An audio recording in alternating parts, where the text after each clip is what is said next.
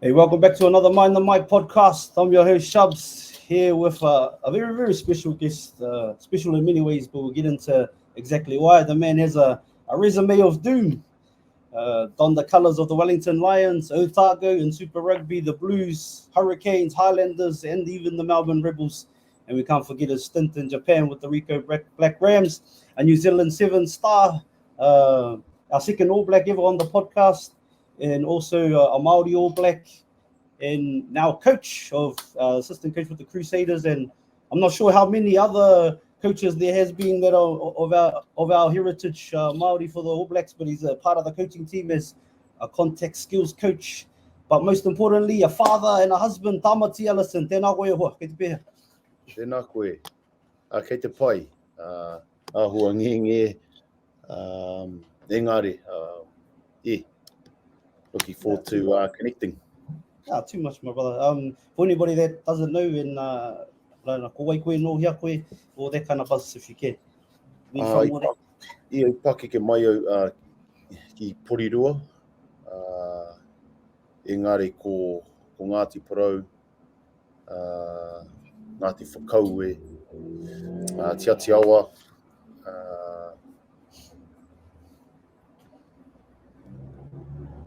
ki te taho tuku pāpa ko Ngāti Kaitahu hoki, ko Ngāti Raukawa, Ngāti Wihiwihi ki te taho tuku whaia.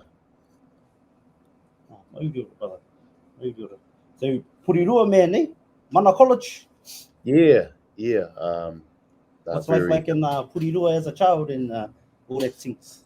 Yeah, we were really lucky in Porirua, big Māori Pacific Island community. So if you enjoyed sports, it was a nice place to grow up.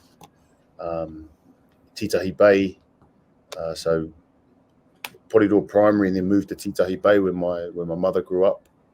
My father grew up in Takapuahia Pā, Ngāti Toa country. But yeah, it was a beautiful upbringing.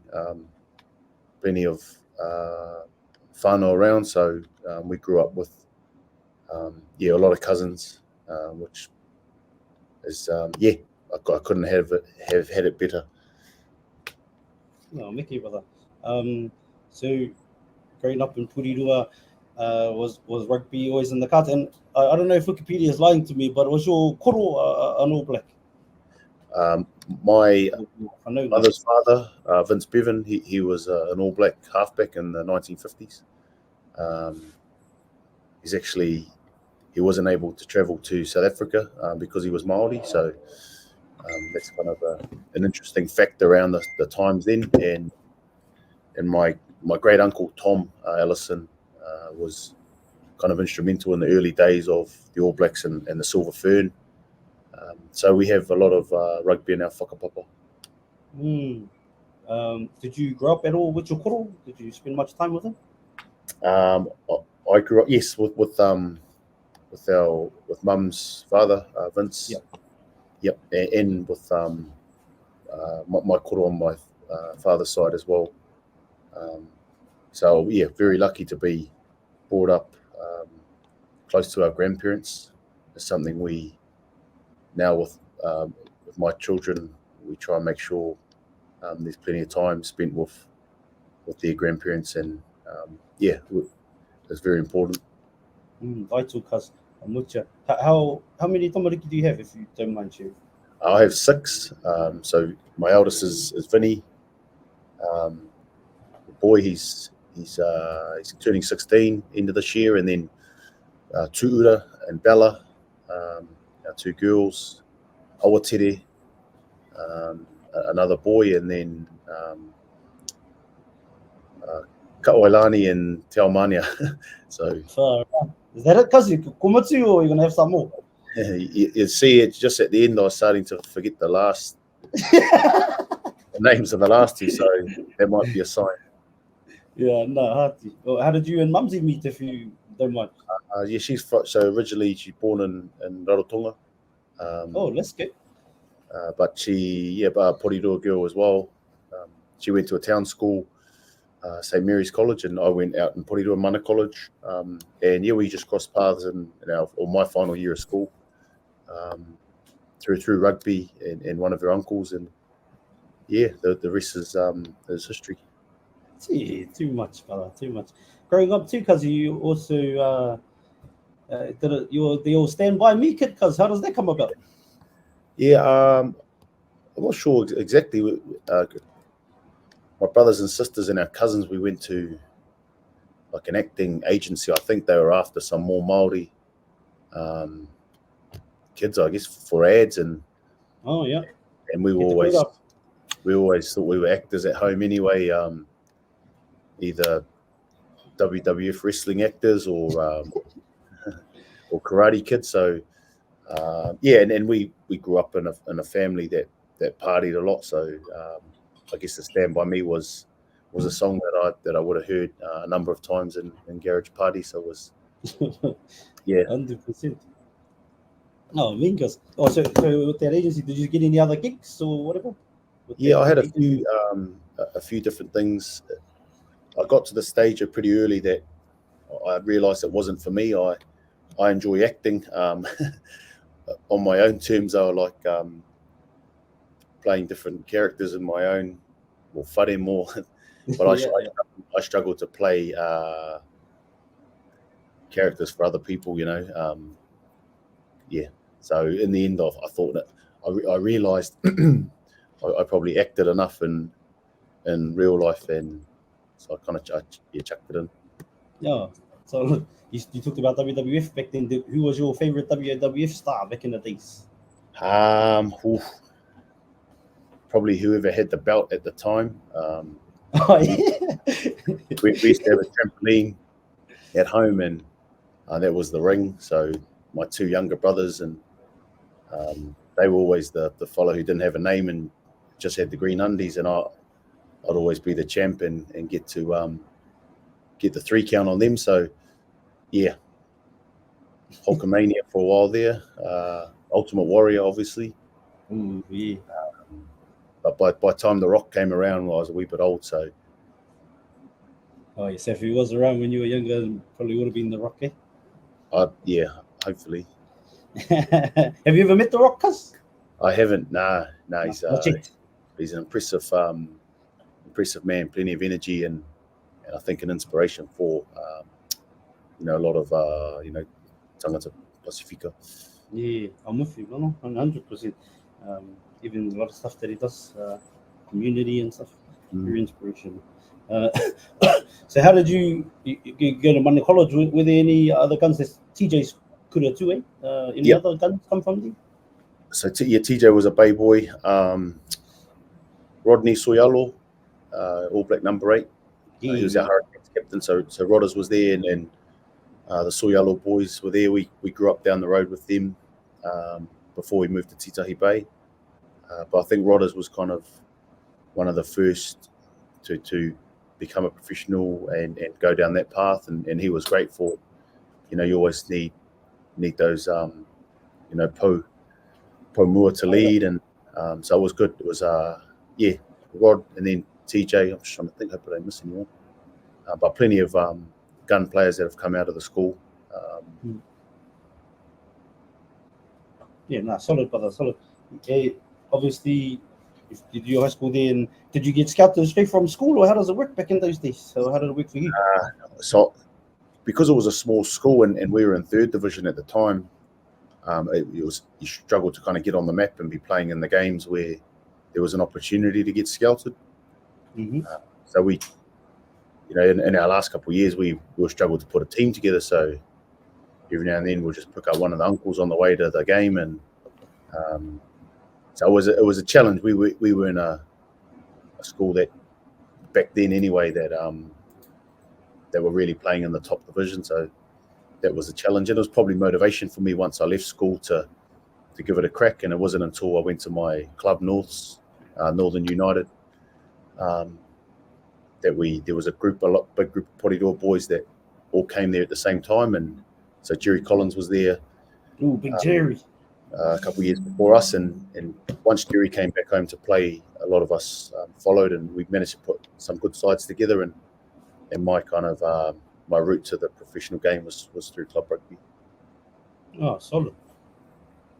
At what age did you get your first crack? Well, yeah, because of a wee bit late to the party. Yeah. I played New Zealand under-19s, and that was the first kind of opportunity that I was in one of the rep teams. Oh, you never made one before at all, eh? I played like Wellington under-16s, Oh. and but not really. That was about it. But I trained. Once I left school, I met my wife, and I probably trained harder than I ever trained in my career in those early days, because that window's quite small between whether you're going to give it a crack or you're going to find another job. So I went through, was in and around Wellington Academy, then played New Zealand Sevens with Titch, gave me an opportunity there. So again, that was another opportunity to get on the world stage, and then it just started to progress from there. Hurricanes, or Wellington, then Hurricanes, and then I was away. Speaking of Titch, cuz what made Titch so good? Discipline, high standards, very high standards. Like if you could last the trainings and you could have the discipline long enough to stay in the group, and then once you're in the group, he gave players a lot of confidence because of the mahi that we did. We knew that we were fitter and probably more connected than most other teams. So we had a really successful time. Liam Messon was our captain during that period, and a lot of that group ended up becoming long-time Super Rugby players, and a number of All Blacks. Corey Jane was in our group. But Titch was, he's a really good man motivator, just because of the standards. And you look at his legacy, and you look at the players that he brought through, Cully and Rushy and Jonah. There was just an awesome legacy of setting up probably not just sevens careers, but transitioning into 15s. So you spoke of Jonah and Cully there. Did you spend any time with them at all, like at Wellington? Yeah, that just as actually my first game for Wellington was Cully's last game. A big standing ovation in the final when he came off. I thought it was for me playing. For the variegated on 5 minutes.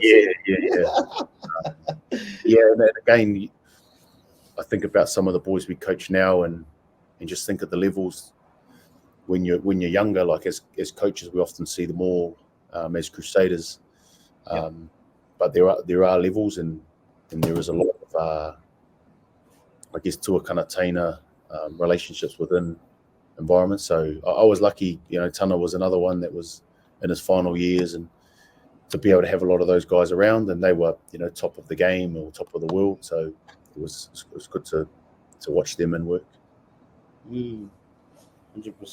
I was wondering too, brother, like did you do much mahi with them? Like obviously you train with them a little bit. Like if you got a story about, like, I don't know, Jonah, or obviously a bit older as well, was there anything that stood out to you about, like, this fella, this is the reason they're so good, or anything like that? Yeah, I think just as a person, Jonah was, being a young fella in the New Zealand Sevens team, he was training with us, and he'd take us in his Mercedes and drop us around Porirua where we were staying. And then on one of the All Black tours, I was on music committee, and we were in France, and I remember I was struggling a wee bit to get the aux chords and all the different chords you get.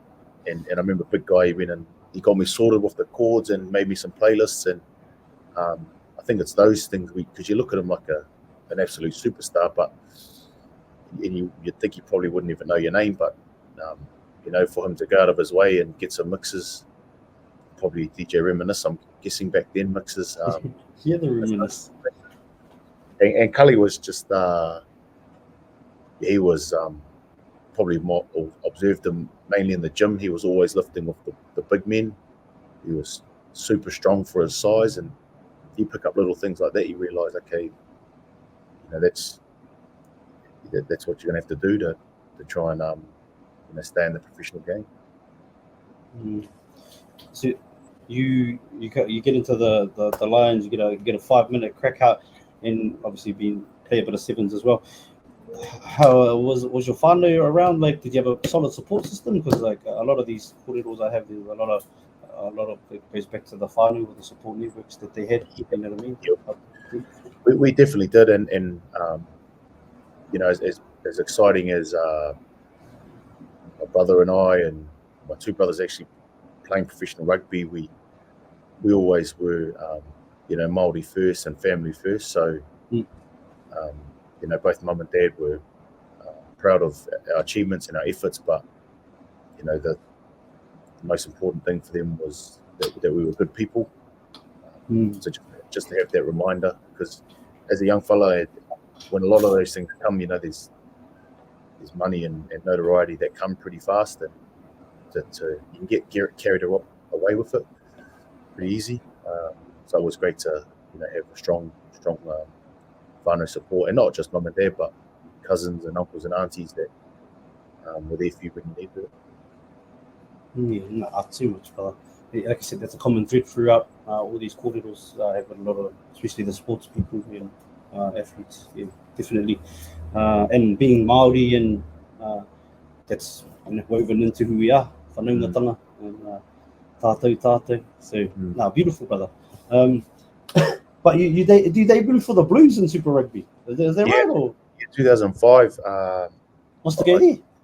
I was in New Zealand Sevens at the time, and they had some injuries, so you kind of, you know, whoever's left, especially at the back end of comp when you can have a number of injuries. So I got hooked in there. Joe Smith was coaching, and a few of our New Zealand 20s boys was in the group. So I think the way it goes is they look at who's in the next kids coming through, and yeah, that was I enjoyed that. Luke McAllister was a good mate, and yes, it was good to have my kind of first taste with the Blues, and then eventually went home and signed with the Hurricanes the following year.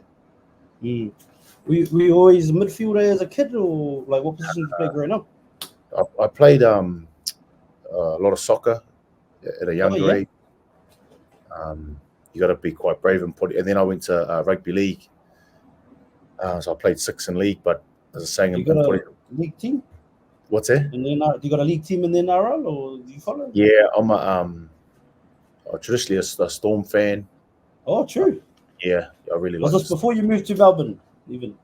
Yeah, it was actually. I just like the way they play, and I've been lucky enough to spend some time with them and do some learning with their coaches. But I also like the way the Panthers play the game, and how expressive they are, both sides of the ball, with their attacking game, and how kind of ruthless they are with their defence. So that'd be my two sides. Apologies to the Waz. Up the Waz, brother. Shout out to James Fisher Harris too. We just signed him today. That's the boys. Up the coming home, cuz. Yeah. So, but what do you think makes the Storm successful, since you've been able to go and hang out there and obviously learn as a coach and as a human, I guess? Yeah, I think efforts. They're a team, the effort-based team. You know, a lot of teams can say that, but you know, they win the small moments. They're relentless with their second efforts. Defensively, you look at how many numbers they get on the tackle, how they slow. We're now traditionally a strong wrestling team before the rules changed a wee bit. Yeah. So that those kind of unseen efforts are massive. I feel the game probably isn't as expensive, but they haven't had their spine together for a wee while. So that's what I learned. They reward efforts up there, especially in the preseason. Man, they train hard. That's. What's that about? No, go ahead. Oh no, yeah, I interviewed Jake Webster. I don't know if you remember him. He used to play for the Storm, play for Kiwis as well. Winger, centre, and he was saying his opinion on why the Storm is successful, on top of obviously what you've spoken of, and you know, they drive hard, hearty standards there, Baliakin.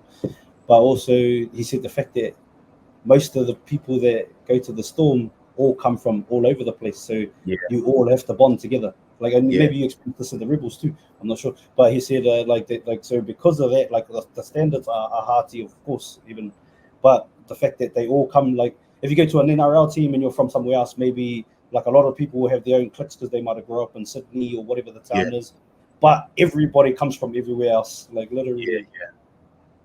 Yeah, it's good. It means you kind of have to bind them to, you get an opportunity to create your own whakapapa really. Mm. So it can be hard because you don't have a long history to draw from. But the benefit of not having a long history is you actually get to create it for the next generation, in the moments. Yeah, 100%. You're saying about Porirua and playing six in league, and we're talking about, did you play in the midfield as a child? You're more of a playmaker. Yeah, More of a five sort of game. Yeah, I played a lot of 10, done a lot of kicking, and but I think first five takes time. When you go from to play big boys rugby, you need the reps and you need the time. So I struggled there in the small opportunities that I did have. So in the end, I started to play everywhere. I was fullback and wing and water boy, wherever I could, whatever I could do to stay in the team, really. But it set me up with good habits. Had to earn it every day, and now coaching, because I played a number of different positions, you understand a lot of the skill sets at a high level. Yeah, definitely. So you talked about playing league and your positional play, but in your kicking and that, like, did you ever were you a bit of a gun kicker growing up? Or not really, but again, it's one of those things. If you could, one thing I enjoyed about kicking is you didn't have to have other people around you. You could just go down the park with a bag of balls and kick for hours. So I really enjoyed that discipline, and I think that I enjoyed the reinforcement of when you have a nice session. And I'm not a gambler, but it's a bit like gambling. I imagine when you kick really well, you just want to stay out there for hours, and then you miss a couple, and then you want to get those couple back, so you end up staying out there for even longer. Good analogy though, Gus. Gamble responsibly, fun. No, definitely. You talked about you played football as it's known around the world, but soccer. Do you think that's it? Created a good foundation, and in what way for you as a player? Yeah, I think moving the ball, just general depth perception, and being able to feed and control something with your feet. It's one of those things, because I grew up with it. You don't know what you'd be like without it. So definitely your hand-eye coordination as a young fella, it's a great sport, I believe. Yeah, Antikas. And obviously you play. Go back to the Canes. What's that experience like? Because have you got a story for us, or anything that's you can speak on your time at the Canes? Oh yeah, I really enjoyed my time there. We had a great group. Some of the great midfielders, Tana and both Ma'a Nonu and Conrad Smith, Tane Tupolotu, were all in around my era, so it was quite nice to be in the group with them. I mean, you didn't get a lot of game time, but yeah, true that. Competing with them on the daily, your game would improve. All those guys had long careers and became some of the great best midfielders. So I enjoyed the Canes, enjoyed representing the city where you come from. For sure. Are you sorry, as I say to you spoke of Conrad Smith, in similar to your team, the Melbourne Storm, Cameron Smith, they similar accountant style sort of thing. What made him so good, brother? Like, because he didn't look like Mache or Conrad Smith, but that's weird. I think he was very fit, a lot fitter than most. The effort areas, low error rate. His execution was high. Wasn't kind of your traditional superstar, but he never let the team down. Whether that was playing club rugby for OBU or the Hurricanes, or even at the highest level. So he's almost your kind of first person on the team sheet because of his consistency. Yeah, no, whipping for sure.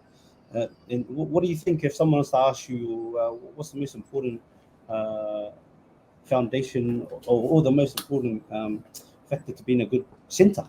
What would you say? Good centre. I think you got to be fit. Well, the way I played the game anyway, because I wasn't big or strong, I had to be fit. So that allows you to, saying before, with the Storm defensive efforts, you can continue to stay on the play and have high tackle counts, especially now the way as the game is played, you can swing, come off your edge, and then skill sets. If you're going to be fit, you've got to have the skill sets to execute the catch and pass. For the type of centre I probably was,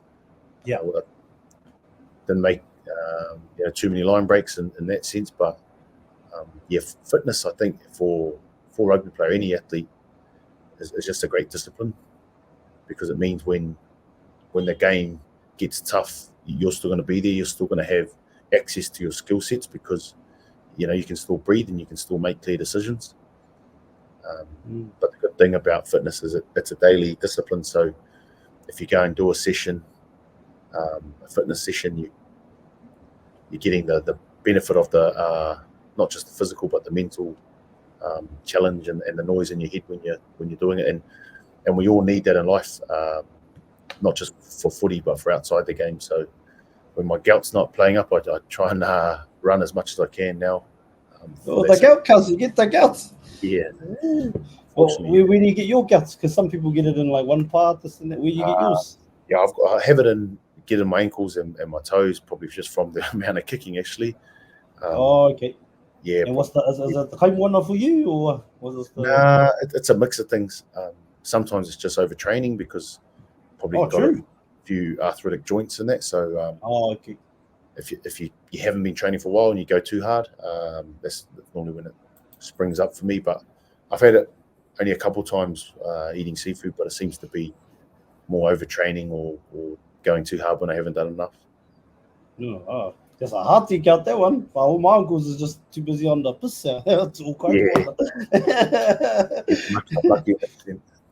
Yeah, no, 100%. But you debut for the APs there when you're at the Canes, or where are you? Yeah, I did.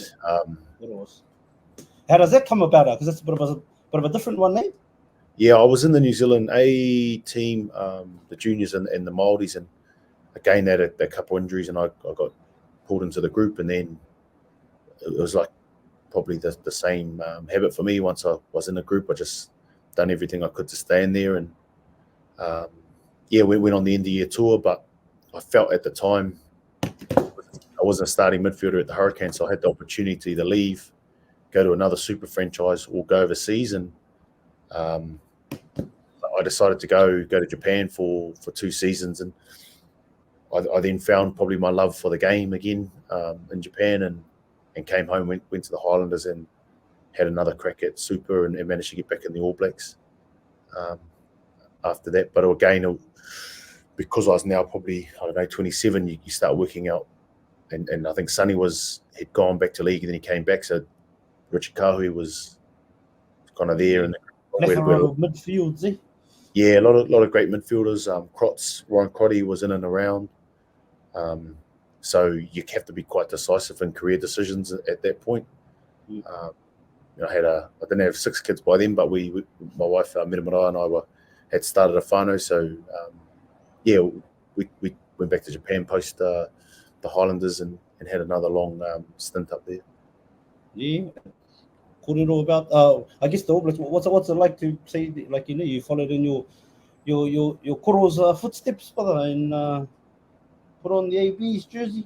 Also played for the Māori All Blacks. But what's it like to say you're an All Black? Because there's not many. Yeah, I probably reflecting back on it. It was the first time I was in camp. You're just super nervous because of the players you're around. It's a bit like starting NPC again when Cully and those boys were still around. You're kind of a wee bit whakamā in a lot of ways. Yeah. The second time round, after I'd been to Japan and came back, was different because I probably wasn't didn't have as much fear. I just enjoyed playing the game, and I actually found I played better when I played a lot more freely. And what I mean is I didn't have the same head noise and didn't put the same internal pressure on myself. I just actually enjoyed the game as I did as a kid, and still had the disciplines as a professional, but played better because of probably a freer mind. That's pretty cool though, to be an All Black side as a kid and then actually become an All Black. I think that's pretty cool. It's like Alex Johnson and their dad with Greg Inglis, and then gets to play with him later and win a grand final. Yeah, pretty cool. Cuz what's Japan like for anybody that's never been there, or what was life like for you in Japan in the farm? Yeah, it's a beautiful country, beautiful people. The Kai, like if you get out from seafood, this can be a dangerous place. But they are very disciplined people, very respectful, really traditional, have some great kawa and tikanga in their culture. So it was easy for us as Māori and Pacific Islanders to recognise those, and I think that allowed us to connect with the Japanese really fast. Probably pick up the reo easy too, eh? The IEOs and stuff. Yeah, you do, yeah. And then just having already had a second language, I think the brain there's an area of the brain that, because of being able to speak Māori, it was a wee bit easier to pick it up. Yeah, for sure. And how many years did you spend over there in Japan? I think it worked out to be 9, maybe all up, or thereabouts. And were you doing it backwards and forwards to Melbourne as well? Yeah, I did that for 3 years. We were doing 6 months in Tokyo and 6 months back in Melbourne. We had 3 kids back then, so that was cool. It was a nice challenge, like my kaitahu tipuna. We were moving. We were quite nomadic. We were going all over the place. So packed the suitcases and moving house. I think my son, he'd had I think 12 houses before he was the age of 10. So we were quite flexible in that sense. But both coming. What was Kura like, brother? Oh, sorry. Carry on. Sorry. What was Kura like for the tamariki, and like obviously? Oh, they didn't go to school, so we homeschooled them because, as I was saying, in Japan they're quite traditional. When you enroll in school, they want you there the whole 11 months or so. So we actually homeschooled them up in Japan, which allowed us to do 6 months each side, and that was a nice experience. It was a challenge, but it allowed us to really understand our children and how different each of them were. And so when kind of COVID happened and people back to homeschooling, we had a reasonable idea of how to do it. Yeah. What do you think is the biggest takeaway from that experience of 6 months in there? What's the biggest takeaway you could, just off the top? I think the biggest thing is to make sure you've got nice tikanga for your family. So at home, making sure home is a safe place. Some nice rules around cooking and cleaning and having feeds together. Just some real basic stuff, because they're going to new schools, living in new houses. There's a lot of moving parts, so you have to make sure mum and dad are as consistent as we can be, and then that allows them to go and see the world, because when they come back home, they know that they get a consistent kind of day. And my wife, she is the backbone, cuz. Yeah, she definitely is amazing around having that consistency at home, which allows me now to do the mahi I do. Again, going back to the foundation of what made you become an All Black, having that solid foundation, that sort of support network. They say the front can't function without the back. The ringa weras and the hangi diggers aren't doing their thing, and the grave diggers here, up the urupa, then the whai kōreros are worth nothing. Yeah, I've been very lucky with that, and you need to make sure that you're on the same page with your horangatira and your family.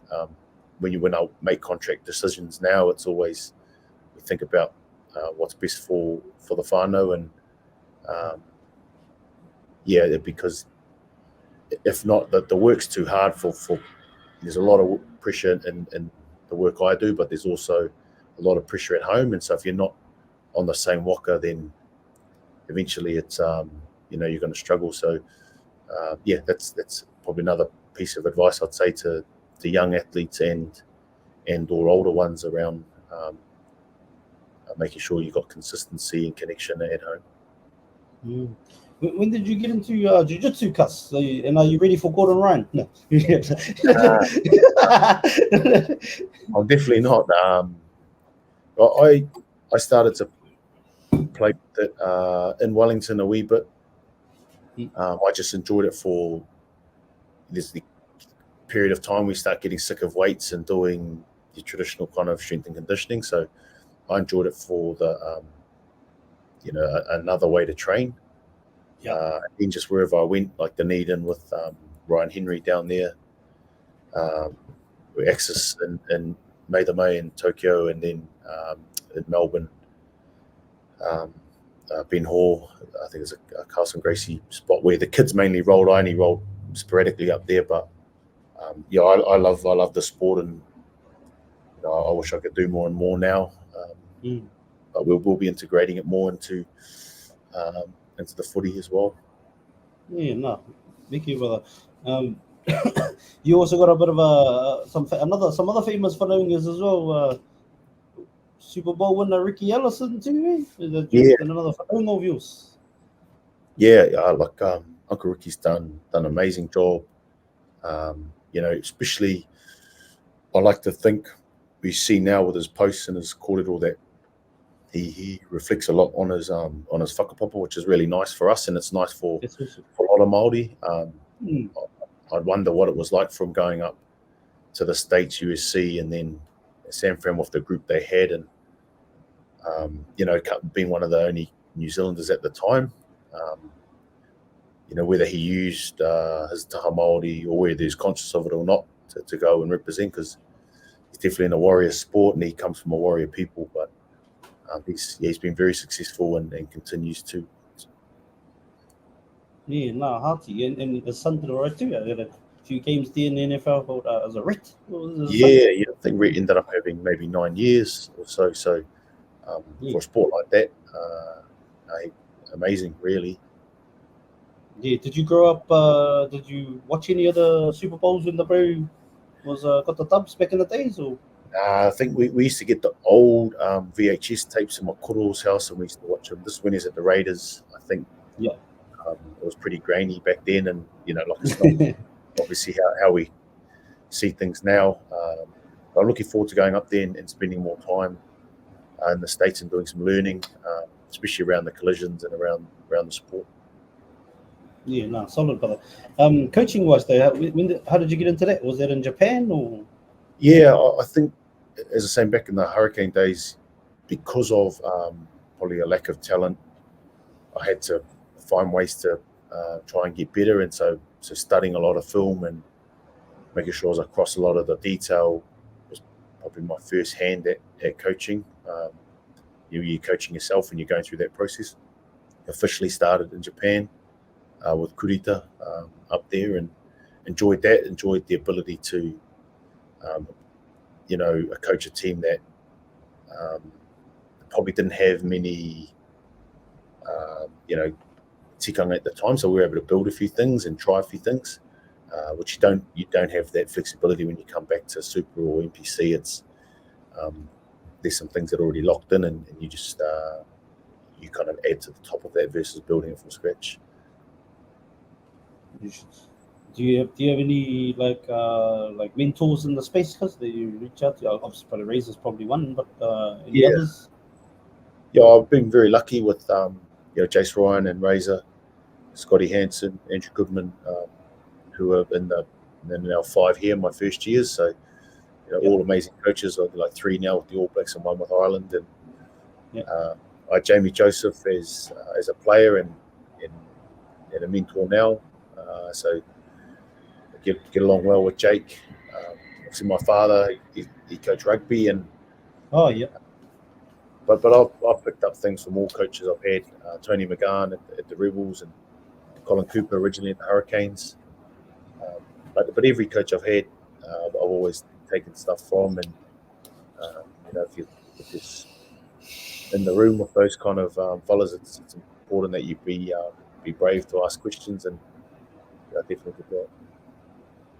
Yeah, Were you always that way too? I know you said you may not have been the most talented, whatever, but you done a lot of extras and a lot of behind the scenes, a lot of video work. But were you always asking questions as well? Were you always that inquisitive fella, or did you learn that? I always wanted to ask the questions, but I had my younger brother who I always give him the nudge to ask the question. Is that Jacob? So, Jacob, yeah. Oh, So that was your brother. Because I done the wrong one with old Elliot Dixon. Thought Ash Dixon was his brother. Oh. Because the cousins told me it was. Then I just went with it. I sort of actually did my research on that one. And the very laughed anyway. That was so good. Nah, but again, yeah. I think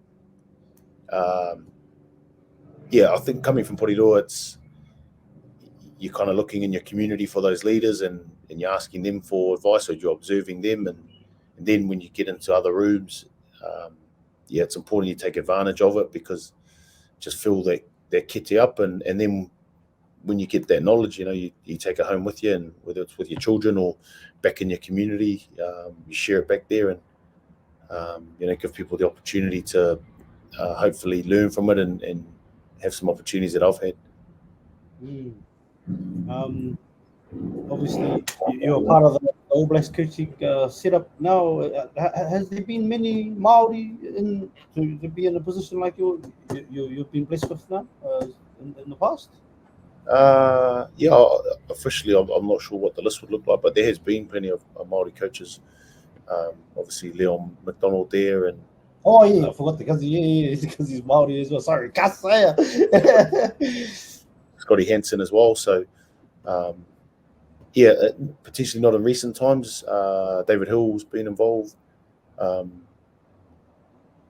yeah, it's exciting, and it's one thing with Razor really encourages you to bring your whole self to the work, and so that's been a blessing for me to be able to share, a lot of my whakapapa and my reo in the group. No, beautiful, brother. And I think just like you said about your uncle Ricky, I think it's important for our people who have, just like your koro, donned the black jersey for a long time, to the people of the nation to to be able to be in those positions. It gives young Māori and up and coming Māori a thought that maybe they could be there one day as well. I think that's big ass, brother. Oh, you think us? Aloha, my bro. I'm just changing the location. I had to plug my computer. Yeah. I was just saying that just like you spoke on your uncle being a Super Bowl winner with one of the greatest NFL dynasties of all time back in the days, the Niners, and obviously whether he drew from a taha Māori or not, being Māori, it's he still he ripped for us whether he was growing from that side or not, and I'm guessing he probably was at the same time. And then you and Leon McDonald, but so many Māoris have done the All Black jersey over the years, and it's the combination of, especially in the original days of the Māori and I guess the pioneers coming together and just being guns. But it's cool to see for up and coming Māori to see someone or many now in their position. I think it's cool, brother, because they don't just think I can be a player. Maybe I could be a coach one day. Yeah, for sure. And we've always had great leaders, and I think it's important that we're brave in our mahi. We there's a lot of pressure in the work, but as you said, representing not just yourself and your whānau, but our people is important, and it's a great opportunity to set the next rangatahi up who may want to look into the coaching side of the game. Yeah, 100%, brother. Before you get out of here, Kazi, I know you got to go, but I've got a couple of questions. Is that all right? A couple of quick ones. Cowboy? Yeah, go for it, mate. Oh, yeah, sorry. Cut out. All right. Start, bench, cut. Highlanders, Hurricanes, Rebels. Start the Canes. Cut the Rebels and bench the Highlanders. So I thought you like Melbourne now. I'm kaitahu, so I make sure that. Yeah, that's it. That's it for the whenua. Yeah, for the whenua. No, solid, brother. If you could have one superpower, which one do you choose? What are the options? Whatever, my brother. Or you could be like Elliot Dixon and make your own up. It was pretty good. I like that one. Yeah, he created his own. I was like, fine, that's pretty good. I never heard of that. Yeah, probably to have the patience and the grace of my wife would yeah, that'll be my superpower. Oh, well, that's why she's your wife, brother, because she's got you. She's got you covered. Yeah, Mickey, if you could only have one meal, one kai for the rest of your life, every day, yara, what do you choose? I'd have to get the Elapura already. Yeah, probably power. Oh, power. Yeah.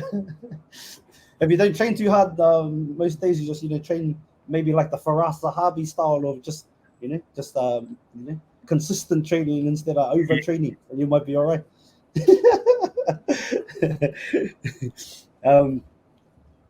If you could take someone from the NRL and put them in either the Crusaders or the All Blacks, who would you grab?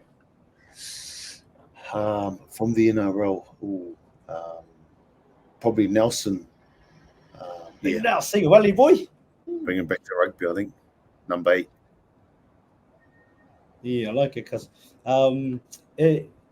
give us a crystal ball, brother. Crystal ball. Visualization 10 years from now. What's life like for Tamati Ellison, and what does it look like? 10 years now? Yeah, I know.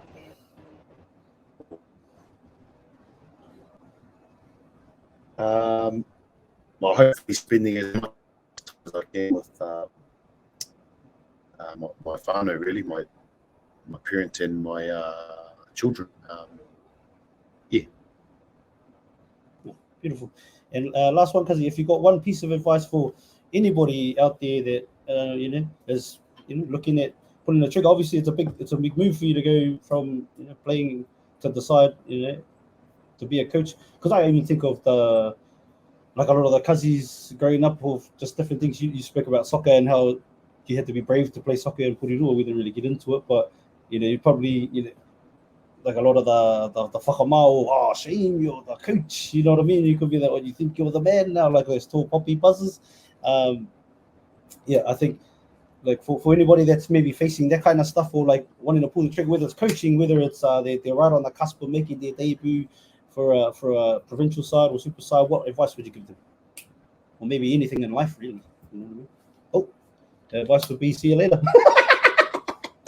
Oh, fuck. I don't know where the bro went. Oh, must have been flat.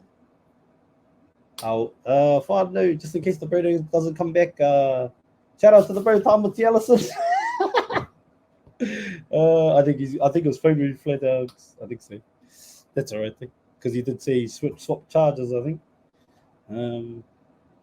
Yeah. Well, shout out to the brother.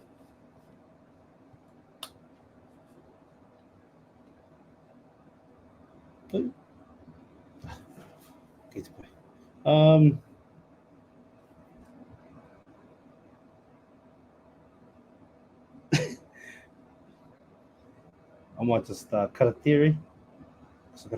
I'll give him a couple of minutes. I'll push pause and then. Sorry, brother. I think it must be too far away from the router in this room.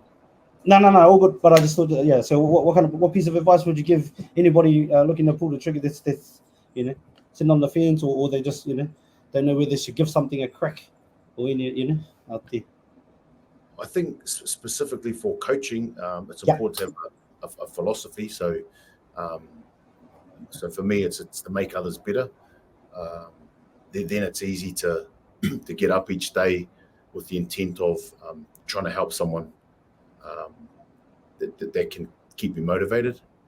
You're trying to find ways to help a player in a skill area or mental toughness So philosophy is important for a coach. You got to know why you're doing it. So when the days are tough, you can keep digging it in. And then, and just in probably general, probably 2 parts is have a crack, give things a go in life, Yep. And make sure you've got good people around you, because often when we struggle with something, or when we have a hair, or we fall over, it's the people around us that we're going to need in order to get back up and have another go. So yeah, make sure you've got people around you that you love and trust, so you can keep having a crack, because no one does it in a linear fashion. It's ups and downs, and the ups are easy. It's the downs where you're going to need people that you trust and love around you. And by the same token, make sure you're keeping an eye out for people in your circle that are having a go at something, and when they're starting to struggle, that you're there for them as well. No, beautiful, brother. Hey, my man, time's the most valuable commodity we have as human beings, Kati. So thank you for sharing your time that you could be spending with your family right now on FaceTime or whatever, brother. I appreciate it so much, Kati. Ngā mihi ki a koe. And hopefully it's not the last time we caught it, or maybe even in the flesh sometime. Awesome. I look forward to seeing how you fellas, you go on the rest of your journey. As a Māori, I'm proud of you, as I'm sure many Māoris are. And keep going, Kazi, and keep leading the way. Tēnā koe. Thank you so much for watching this full episode of Mind the Mic. It takes a lot of time, energy, and effort to create these episodes. So to know that you've watched and listened to the entire thing means the world to myself and all our hosts. If you could, before you leave, please hit the subscribe button and share this episode out to as many people as possible. It would help us so much. Thank you again to everybody that's still here, still watching. Thank you for all your comments, all your shares, all the DMs. Appreciate you all. Make sure you follow us on every platform. Have an awesome morning. Have an awesome night, depending on where you are in the world. Mind the mic out. Oi, have you hit the link in bio yet? Watch full episodes on YouTube or listen on Spotify, Apple Podcasts, and all streaming platforms.